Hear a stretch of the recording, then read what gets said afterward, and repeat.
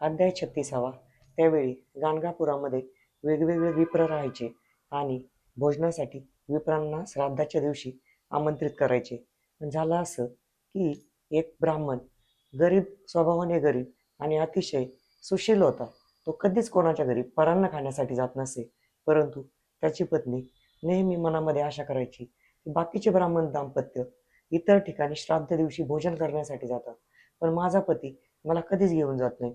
त्यामुळे मी बाकीच्या ब्राह्मण स्त्रियांच्या तोंडून जेव्हा मिष्टान्न त्याबद्दल ऐकते, पक्वान्नांबद्दल ऐकते, तेव्हा माझं मन खिन्न होते.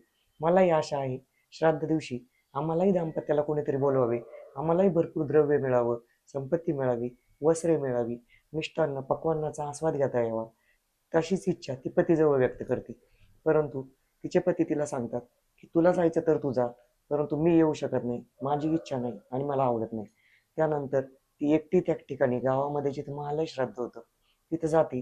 परंतु ते विप्र तिला सांगतात, आम्ही फक्त दाम्पत्य जेवण देतो, तुला एकटीला आम्ही जेवणाला ठेवू शकत नाही. ती नाराज मनाने श्रीगुरूंकडे जाते, श्रीगुरूंचं दर्शन घेते आणि सांगते की श्रीगुरू, मला मिष्टान्न पक्वान्न जेवण्याची खूप इच्छा आहे. माझ्या मनामध्ये नेहमी ही गोष्ट असते, परंतु पतीमुळे मी जाऊ शकत नाही. कृपया आपण माझ्या पतीला आज्ञा द्यावी, जेणेकरून गुरु आज्ञा तो मानेल आणि आम्ही दोघे मिष्टान्न जेवणासाठी जाऊ. महालय श्राद्धाच्या तिथं गुरु त्याला भक्तिपूर्वक बोलावून घेतात, समजावून सांगतात, स्त्रीच्या अंतःकरण नेहमी दूषित असू नये. तुझी स्त्री नेहमीच विचार करते, मला पक्वान्न खायचं, मला जेवायला जायचे, परंतु तुझ्यामुळे ती जाऊ शकत नाही.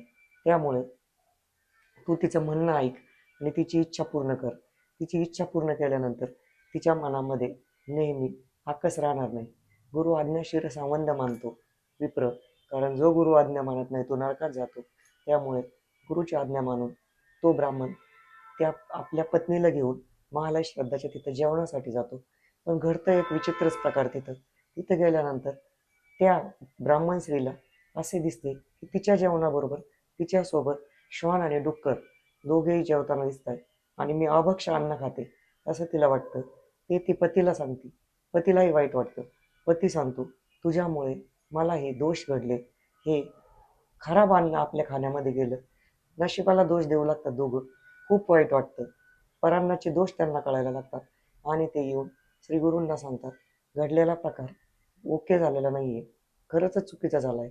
आम्ही श्वानमिश्रित अन्न खाऊन आलो, आमचे सर्व पुण्य वाया गेले आणि इथून पुढे कुठेच जेवणाला जाण्याची आमची इच्छा राहिलेली नाहीये. तर इथून पुढे कृपया आम्हाला या दोषाबद्दल माफ करावे आणि आम्हाला परान्न जेवलो म्हणून जो दोष लागला होता तो दोषही आपल्या दर्शनाने काढून टाकावा आणि इथून पुढे त्यांना परान्नाचे काय दोष असतात हे पुढील अध्यायामध्ये सविस्तर श्री गुरु सांगतात. अध्याय 37. 36व्या अध्यायामध्ये आपण परान्नाचे दोष पाहिले. या अध्यायामध्ये ब्राह्मणाचे आचार्य धर्म श्रीगुरूंनी सांगितलेले आहे.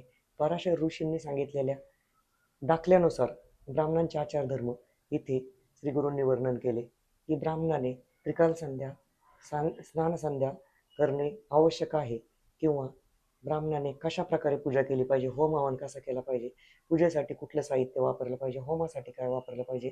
तसेच मौनाचे काही गोष्टी इथे सांगितलेल्या आहे. मौन कधी धरले पाहिजे, कोणी धरले पाहिजे, किती धरले पाहिजे. तर मौन धरताना ज्येष्ठ बंधू किंवा पिता असेल तर त्या व्यक्तीने मौन धरण्याची गरज नाही. मौन कधी धरावे, स्नानसमयी, होम हवन करताना, जेवताना मौन धरणं आवश्यक आहे.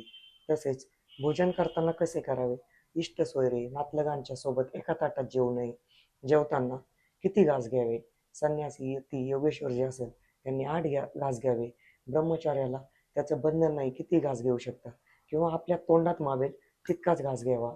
जेवताना चांगल्या प्रकारचं अन्न खावे, सात्विक अन्न खावे. त्याचबरोबर मौन आणि ब्राह्मणाच्या आचारधर्माबद्दल सांगितल्यानंतर देवाला नमस्कार करण्याचे विधान किंवा पद्धती योग्य कशी आहे. तर देवाला कधीही समोरून नमस्कार करू नये, गाभाऱ्यात जाऊन नमस्कार करू नये. कुठल्याही मूर्तीला नमस्कार करताना शक्यतो मूर्ती आपल्या उजव्या बाजूला येईल अशा प्रकारे आपण नमस्कार करायचा असतो. तसेच नमस्कार करताना मनोभावे करायचा असतो. आपल्या श्रीगुरूंनी जर आपल्याला सांगितलं तर पाषाणाच्या मूर्तीला जरी आपण श्रद्धा ठेवून नमस्कार केला तर त्यामध्येही देवत्व येत असतं. असेच नमस्कार कोणाला करू नये, सुतक अवस्थेमध्ये असलेल्या आपल्यापेक्षा लहान वयाच्या व्यक्तीला नमस्कार करू नये, अशी वेगवेगळ्या प्रकारची विधानं या 37व्या अध्यायामध्ये सविस्तर श्री गुरूंनी सांगितलेले आहे.